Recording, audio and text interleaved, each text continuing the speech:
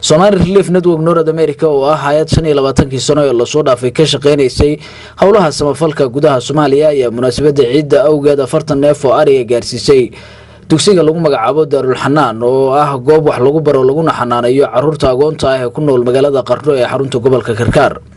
qada sharaftan waxa lagu casuumay dhammaan ardayda wax ka barata dugsigan oo tirahan gaaraysa 400 kuwaas oo wiilal iyo gabdho isugu jira. Sheekh Cabdulqaadir Yaasiin oo ah maamulaha iskuulkaasi lagu xanaanayo carruurta agoonta ah ayaa hay'adda uga mahad celiyay gargaarka ay gaarsiisay carruurtaasi agoonta ah isagoo ku amaanay dadaalkeeda caawineed ee ay la garab taagan tahay bulshada tabaalaysan ee ku nool gudaha wadanka. Waxa lagu qalay qado lagu qalay 40 neef oo ari iyadoo ay ka faa'iideysteen mucdamkeeda agoonta iyo masaakiinta jaarka oo dariska la ah aaga agoonta ku taalo. waxaan leenahay rabbiga weynaa cidii la baxday iyo sheekha oo ka shaqeeyay iyo cid kasta oo la baxday rabbiga weynaa ah miisaanka xasanaadka Allah ugu daro hana ku anfaco maalinka baahida loo qabi doono oo waxa weeye xisaabaadku ay joogaan. waxaan leenahay ilaah baa mahad leh waxaana ku mahadsan sheekha iyo ururka dhaqaalaha soo gaarsiiyay Darul Xanaan leeytam Qardho iyo masaakiinta deriska la ah oo la xiriirta. waxaan rajaynayaa waxyaalo fara badan oo u baahan yihiin agoonta iyo masaakiintuba in la joogtayn doono. waxaan ka mid ahay mas'uuliyiinta Somali Relief Network North America qaybta Puntland. waxaan maanta ku sugannahay magaalada Qardho. hay'adda Somali Relief Network waxay ka shaqeysaa dadka danyarta ah sida agoomaha, abaaraha, wadooyinka, ceelasha. waxaan ka shaqeynaa Kismaayo, Xamar, Afgooye, Burco, Qardho, Garowe, Ayl intaba waxaanu ka qabanaa meel walba baahida aanu ka qaban karno iyo sida aanu u gaarsiin karno wixii aanu hayno. insha Allah bismillaahi kariim. hay'adaas Somali Relief Network oo madax ka yahay Aadan Maxamed Ciise oo haddana ku sugan magaalada la yiraahdo Toronto ee wadanka Canada oo deeqda soo gaarsiiyay dadka agoonta iyo dadka masaakiinta.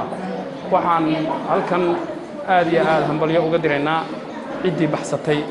qaar ka mid ah ardayda loo sameeyay qada sharaftan ayaa iyaguna u mahad celiyay hay'adda Somali Relief waxaana xuseen inay tahay markii koobaad oo xulo tiradoodu ay gaarayso 40 neef la soo gaarsiiyo isla markaana qada ahaan loogu sameeyo.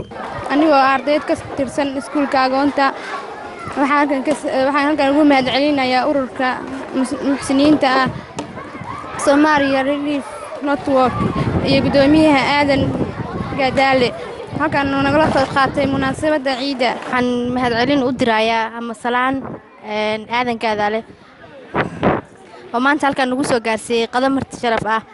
waxaan ka rajaynayaa Gadaale inay noqon tan booqashadiisa ugu dambeysay oo noqoto booqashadiisa ugu horeysay oo u yimaado dugsiga Darul Xanaan oo ah waayo waa dugsi agoon dhigato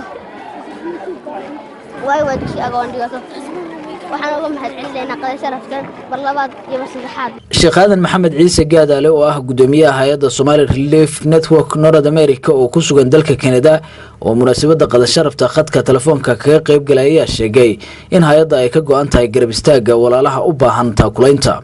waxaanu la qaybsanaa farxadda maalmaha ciidaha ee waaweyn sida Ciid al-Fitriga iyo Ciid Xajka labadaba dadka masaakiinta oo danyarta ah oo aan heli karin waxay maalinta ku farxaan. ayaan waxaan jecelahay wixii aanu gaari karo inaanu gaarsiino wax maalinta ay dadka maalqabeenka kula simaan oo ah hilib iyo cunto ma arkaysa fresh ah oo ma arkaysa si fiican loo soo agaasimay. maantay Ciid al-Fitriga ah ee ku aadan bartamaha bisha June ee sanadka 2018 waxa aanu ku qalay magaalada Qardho 40 xoola ah oo ahmi iyo jar isugu jira oo aan ugu talagalay in dadka masaakiinta lagu qoodiyo. waxa aanu maanta qada u sameeynaynaa xerada agoonta ee Qardho ku taala 400 oo arday ay degan yihiin agoona iyo boqolaal kale dad kale oo masaakiin oo iyaguna danyar oo magaalada degan. guud ahaan Soomaaliya ayay ka shaqeynaysaa hay'adda Somali Relief Network North America muddooyinkii u dambeeyay waxaana ay garab istaagtaa dadka tabaalaysan.